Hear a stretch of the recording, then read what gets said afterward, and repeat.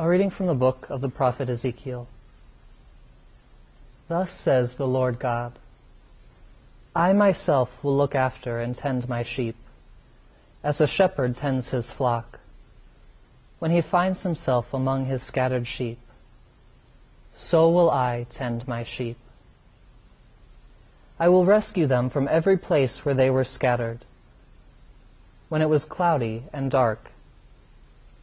I myself will pasture my sheep. I myself will give them rest, says the Lord God. The lost I will seek out. The strayed I will bring back. The injured I will bind up. The sick I will heal. But the sleek and the strong I will destroy, shepherding them rightly. As for you, my sheep, says the Lord God, I will judge between one sheep and another, between rams and goats. The word of the Lord. Thanks be to God. This may not surprise some of my brothers to hear, especially my classmates, but it turns out that when I'm coming to after being under anesthesia, I'm a little bit goofy. My sister told me a couple years back when I had my wisdom teeth removed that after I started coming to, I was smiling and laughing so much that she was actually frightened to be around me. I gave her a list of absolutely absurd requests, one of which was that I wanted to watch Scrubs while I was healing. And not just Scrubs, I wanted to watch specific scenes from Scrubs.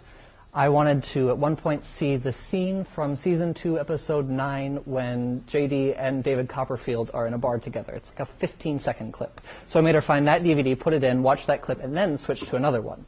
And we did that for quite a while.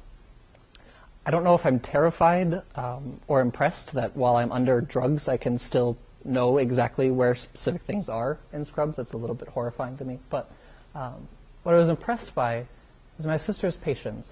That she did it. I mean, she had no reason to fulfill those requests. I mean, to sit there and change DVDs for half an hour for me.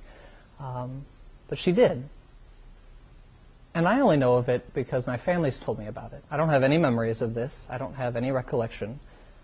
I didn't feel loved. I didn't feel like she was taking care of me that day. I didn't feel like this was some profound exchange between the two of us. But yet it's one of my favorite kind of memories of her. That this is what she did for me, whether I knew it or not. And in this vein, the prophecy from Ezekiel about the Good Shepherd is very similar. That this is a reading about God taking care of his sheep, providing for them, being intimately close. But he doesn't say a word about whether we're going to feel that. He doesn't assure us, oh, you're going to feel the deep and abiding intimacy with God. You're going to feel a joyful life, that you're going to know me well, that you'll rest in peace. I mean, if anything, what we're assured of is that we're going to be sick, lost, broken, wandering about, and in need of someone to tell us what to do, because we'll be pretty clueless. And I think we can say that that existence of doubts within us is very real.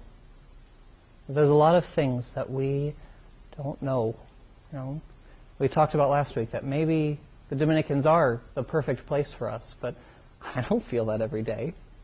I don't feel every day that God is taking care of me and guiding me towards this.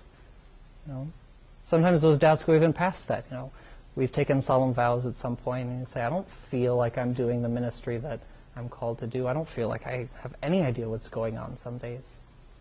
Or maybe we wonder if we're living out this life well. We can struggle with the fact that community life confronts us with our weaknesses and our faults. And healing is not always pleasant. Sometimes it's actually quite painful. And some days those doubts run even deeper, that you ask, is God really even this good shepherd?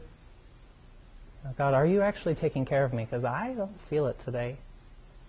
I feel pretty lonely. And we can buy into the false notion that because we're religious or because we're devout Christians, that we're entitled to some sort of certainty, that we're going to know exactly who God is, or that we're the people with the answers out there, rather than the people with the most profound questions, the most wonderings. Because there isn't really a path that has all the answers, that is free from uncertainty, that is free from doubt. That would deny that faith is a gift, a grace to be lived, that we're always growing forward in. That we're going to be stuck in struggles, and that's a good thing. That we're moving closer and closer to God through that. One of the stories I like to think on when I'm really confronted with that reality that sometimes it just doesn't feel like God's there. I think of Elijah standing at the mouth of the cave. God tells him he's going to pass by. Doesn't say, at 5:15 today I'm going to be there. You better be standing there waiting because at 5:15. He says, no, come out. I will be passing by.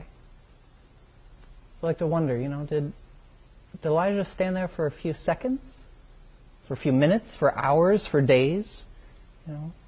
Was he waiting in that joyful anticipation that God told me he's coming, he's going to be here, I know it? Or is he saying, God, where are you? Are you really coming? Was this all in my own head? Did I invent this? That I thought that I was supposed to stand here and wait, but apparently not. And when he heard the thunder and felt the earthquake, did he ask, are these signs that, the Lord is near, the Lord is near?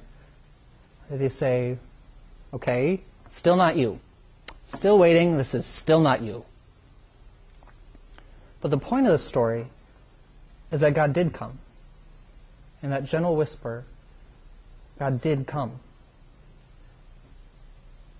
And so as we follow that hidden God that's drawing us forward, that calls us out in longings and hunger, and sometimes with questions and uncertainty more so than with what seems like an actual nourishment, He's also the Good Shepherd.